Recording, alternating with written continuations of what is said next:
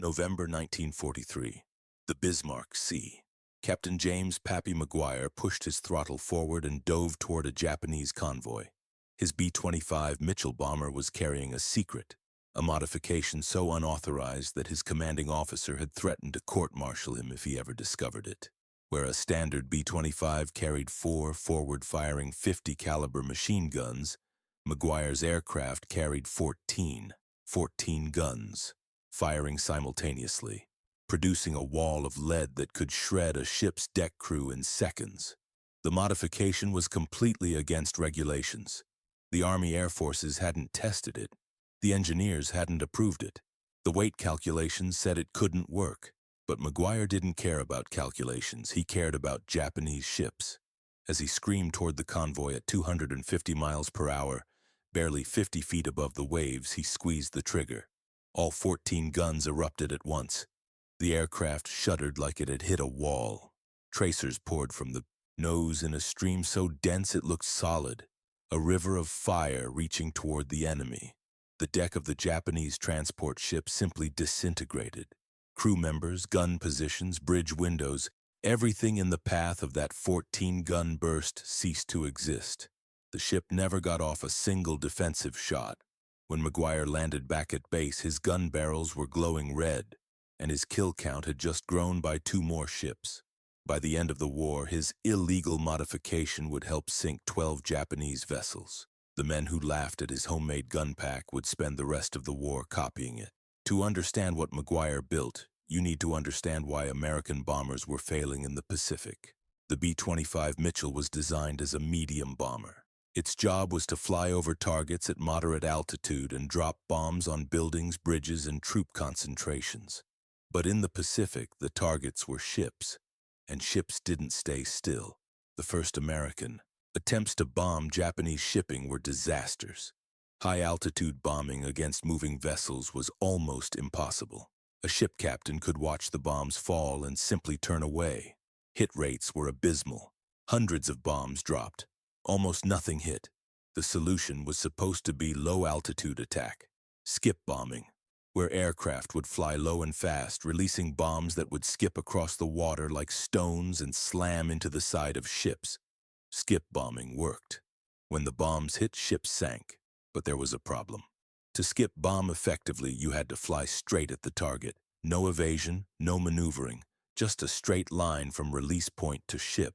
That made you a perfect target for every gun on the vessel. Japanese ships were covered with anti-aircraft weapons, Type 96 25mm cannons, machine gun nests, even riflemen on deck firing at the approaching aircraft.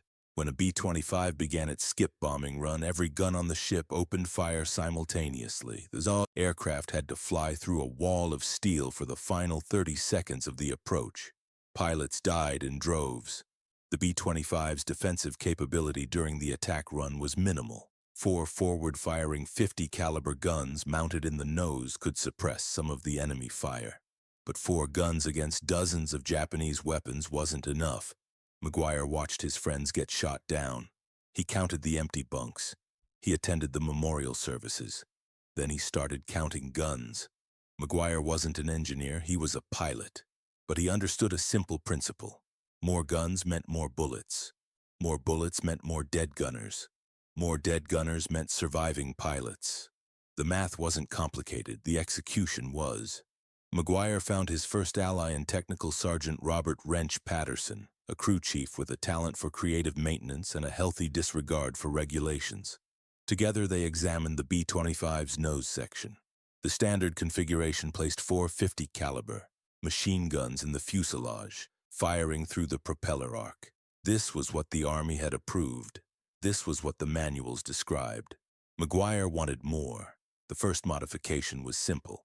They added 2 additional 50-caliber guns to the sides of the nose, outside the propeller arc. These guns didn't need synchronization gear. They could fire freely. 6 guns now, already outside regulation. But McGuire wasn't satisfied. The next modification was more radical. Patterson fabricated mounting brackets for 4 more guns in the lower nose section, angled slightly downward to concentrate fire at strafing range. 10 guns. The aircraft was now absurdly illegal. But the weight was becoming a problem. Each 50 caliber machine gun weighed about 85 pounds with mounting hardware. Each ammunition box added another 60 pounds. They had added over 800 pounds to the nose of the aircraft. The B-25's center of gravity was shifting dangerously forward. Patterson's solution was crude but effective. They moved equipment from the nose to the rear of the aircraft. They removed the bombardier's seat. McGuire would aim by pointing the entire plane. They stripped out any component that wasn't absolutely essential. Then they added 4 more guns. 14 50 caliber machine guns, all firing forward. Over 1,200 pounds of weapons and ammunition crammed into the nose of an aircraft designed for half that weight. The aircraft's designation was B-25D. Patterson painted a small modification on the fuselage, B-25D-14. As in 14 guns, nobody at headquarters knew what it meant. That was the point. Here's what the regulations didn't understand. War isn't fought in laboratories, it's fought in the air over the Bismarck Sea with Japanese gunners trying to kill you. The engineers in California could calculate optimal loadouts all they wanted. They weren't the ones flying through walls of anti-aircraft fire. McGuire was, and he had decided that if he was going to die, he was going to take a lot of Japanese ships with him first. McGuire's first combat mission with the 14-gun configuration was November 2, 1943. The target was a Japanese convoy near Rabaul, 3 transport ships escorted by 2 destroyers. The convoy was carrying reinforcements for the garrison at Bougainville. McGuire's squadron launched at dawn. 8 B-25s, only his modified with the illegal gun package. The approach was standard, low altitude, high speed, skip bombing profile. But when McGuire began his attack run, everything changed. He opened fire at 2,500 yards, much farther than normal engagement range. At that distance, most strafing attacks were ineffective. The bullets dispersed too widely to do significant damage. But McGuire wasn't firing 4 guns, he was firing 14. The volume of fire was unprecedented. Over 100 rounds per second poured from his nose, forming a cone of destruction that reached toward the lead transport ship. The Japanese gunners saw the stream of tracers coming. Some tried to fire back, most dove for cover. By the time McGuire reached optimal skip bombing range, the ship's deck was already shredded. The anti-aircraft positions were silent.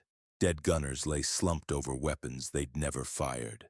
McGuire released his bombs and pulled up hard. The skip bombs struck the transport ship at the waterline. The explosions tore through the hull. The ship began to sink before McGuire had completed his climbing turn. Behind him, the other B-25s made their runs against a convoy that was now in chaos. The suppressive fire from McGuire's pass had disrupted the entire defensive network. Ships that should have been pouring fire at the attackers were instead trying to rescue survivors from the sinking transport. 3 ships sunk, 2 damaged. McGuire's squadron lost 0 aircraft. When they landed, the intelligence officers immediately noticed the discrepancy. How did you suppress their fire so effectively? Our reports show minimal defensive action from the convoy. McGuire shrugged. Lucky run, I guess. He didn't mention the 14 guns. Not yet. You can't hide a secret like 14 machine guns for long. Other pilots noticed that McGuire's kill rate was astronomical. His aircraft came back undamaged, while others were riddled with holes. His strafing passes left ships defenseless for the bombers following him. They started asking questions. McGuire, recognizing that the secret would eventually get out anyway, started showing trusted squadron mates what he and Patterson had built. The reactions were uniform. That's completely against regulations.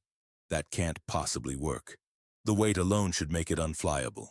Then they flew a mission behind McGuire.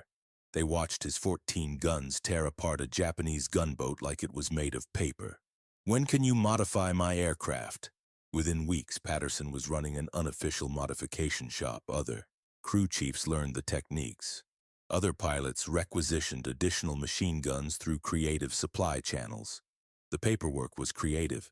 Guns were listed as destroyed in combat when they were actually being installed in aircraft noses. Ammunition expenditure reports showed impossible numbers that nobody questioned because the kill rates were so high. By January 1944, over a dozen aircraft in McGuire's group had been modified. Some carried 12 guns. Some carried 14. One ambitious crew installed 16, though the aircraft handled so poorly they reduced it to 14. The word spread to other units. The 345th Bomb Group, the Air Apaches, began their own modification program. The 38th Bomb Group followed. Soon, modified B-25s were appearing throughout the Pacific Theater. The Army Air Forces finally noticed that something unusual was happening. The inspection team arrived in February 1944. 3 officers from Army Air Forces headquarters, carrying clipboards and regulations. They had heard rumors about unauthorized modifications and illegal gun packages. They were there to shut it down. The inspection of McGuire's aircraft lasted about 30 seconds. "This is completely outside specifications. The structural stress alone—" "Sir," McGuire interrupted, "that aircraft has sunk 8 ships in 3 months. The officer paused. 8 ships? 8 confirmed. Probably 10 or 11 actual, but some sank after we'd left the area. The officer looked at his colleagues. They looked at the kill sheet. They looked at the aircraft. The center of gravity modification is unsafe. Sir, I've flown 43 missions in that aircraft. It handles fine. The ammunition load is excessive for the airframe. Sir, we've never had a structural failure. The guns aren't properly synchronized. Sir, they don't need to be. They're outside the propeller arc." The inspection team spent the next 3 days examining modified aircraft throughout the squadron. They found guns hidden in nose sections. They found creative weight redistribution. They found maintenance logs that were, at best, creative fiction. By regulation, they should have grounded every modified aircraft. They should have court-martialed the pilots. They should have sent the crew chiefs to military prison. Instead, they went back to headquarters and wrote a report. The report recommended that the Army Air Forces officially adopt the forward gun package modification. The illegal configuration became standard. With official approval, the modifications accelerated. North American Aviation, the company that built the B-25, began producing aircraft with 8 forward-firing guns from the factory. Field modifications pushed that number higher. The B-25J Strafer became the ultimate evolution, designed from the start as a ship killer, with a solid nose packed with 50 caliber guns and racks for additional weapons. Some carried up to 18 forward-firing guns. The firepower was so intense that a single strafing pass could disable a small ship entirely. McGuire continued flying. By mid-1944, his personal kill count had reached 12 ships, transports, cargo vessels, patrol boats, anything that floated and carried the Japanese flag. His technique never changed. Open fire at maximum range, suppress the defenses, skip bomb the hull, watch it sink. Other pilots adopted his methods. The 345th Bomb Group became so effective against shipping that the Japanese began refusing to sail during daylight hours. Convoys that once moved freely now hid in harbors waiting for darkness. The tonnage of supplies reaching Japanese island garrisons plummeted. Soldiers starved, ammunition ran out, reinforcements never arrived. The modified B-25s didn't win the Pacific War alone, but they strangled the Japanese supply lines so effectively that victory became inevitable. And it all started with one pilot who decided that 4 guns weren't enough. The gun package modification represents something larger than aviation history. It represents the principle that innovation often comes from the bottom up. The engineers in California designed the B-25 for a specific purpose. They calculated optimal configurations. They tested and approved standard loadouts, but they weren't flying combat missions. McGuire was. Patterson was. The crew chiefs and pilots of the Pacific were facing problems that the designers never anticipated. When the official solutions didn't work, they created their own. This pattern repeated throughout World War II. Field modifications improved tanks. Improvised armor saved lives. Unauthorized weapons configurations solved problems that headquarters never understood. The military learned, slowly, that soldiers and pilots closest to the problem often had the best solutions. Today, military procurement still struggles with this tension. Official programs take years to deliver new equipment. Field modifications happen in days. The lesson of McGuire's illegal gun package endures. Sometimes the best ideas violate regulations. Sometimes the men who break the rules are the ones who win the war. Captain James Maguire survived World War II. He flew 127 combat missions. He was credited with sinking or damaging 12 Japanese ships. He received the Distinguished Flying Cross twice. After the war, he went home to Kansas. He ran a hardware store for 40 years. He never talked much about what he'd done over the Bismarck Sea, but in his office, he kept a single photograph. It showed a B-25 nose section bristling with gun barrels. 14 of them. The illegal modification that headquarters said would never work. Below the photo, in Maguire's own handwriting, was a simple caption. Sometimes you have to build what they won't give you. The Army laughed at his modification. They called it unsafe. They threatened court-martial. Then they adopted it as standard, because in war, results matter more than regulations. And Maguire's results spoke for themselves. 12 ships on the bottom of the Pacific, all because one pilot decided that 4 guns weren't enough. If this story of unauthorized innovation and battlefield results gripped you, hit that subscribe button right now. This channel uncovers the untold stories of World War II, the illegal modifications, the rule breakers, and the improvisers who found solutions that headquarters couldn't imagine. Tap the bell so you never miss an upload. And drop a comment below. I want to know, would you have risked court-martial to build a better weapon or followed regulations? Share this video with someone who appreciates real military history. And check out the video on screen right now for another story of unconventional weapons that changed the war. I'll see you in the next one.